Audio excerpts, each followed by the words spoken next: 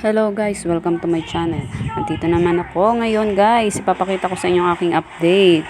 At si Rosmar ay pumunta sa paresan ni Diwata. At eto siya guys, nandito yung kanyang pictures. Oh, ayan, nakita nyo guys, ganyan siya kasimple kumain. Napakayaman na tao. Pero hindi mo siya makitaan ng kaartehan sa katawan. Napakasimple at napakasimpleng kumain guys. Ayan. Okay guys, ito ang kanyang video. Panoorin. So, ayan guys, kakain na kami. Ay, kay Diwata.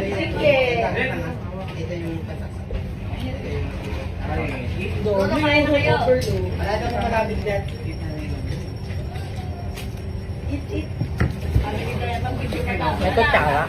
Madang sabi ni Dayan magbibigat ngayon, nakakatakas.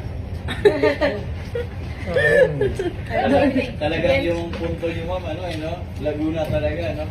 Dayan tayo na kami. Ano sa'yo? Mamaya na ho, te.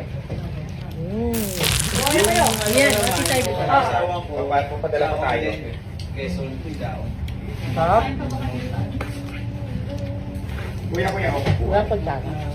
Gutom na eh. Gutom na ako. Padala mga servers po. Kinuha na daw. Mas nagutin. Dito ka na lumabas.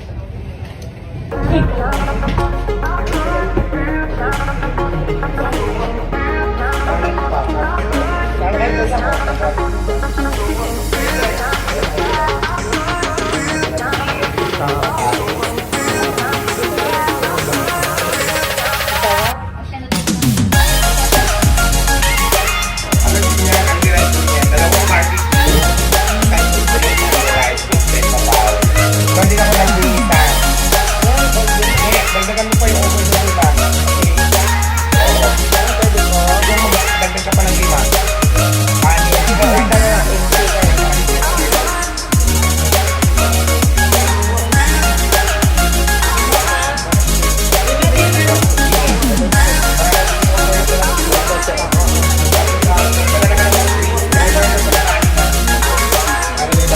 Okay guys, ang next video naman is ipapakita ko sa inyo kung anong reaksyon ni Rosmar sa natikman niya sa paresan ni Diwata. Madam Rosmar, since nakabalik ka dito at nakakain ka sa Diwata Paris Overload, ano pong masasabi mo? Ano, hindi siya masarap. Madam Rosmar, since nakabalik ka dito at nakakain ka sa Diwata Paris Overload, ano pong masasabi mo? Ano, hindi siya masarap. Sobrang sarap.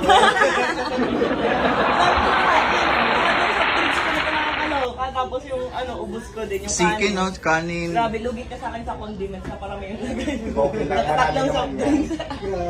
100 pesos lang guys, may soft drinks ka na, only rice, only sabaw. At ang dami ng karne, kaya go. Magkakaroon na rin siya ng branch sa Quezon City, kaya punta kayo. Kung sakasakali po ba invite kayo ni Diwata doon? Siyempre naman, kasi in-invite ko rin siya, ninang siya, ninang.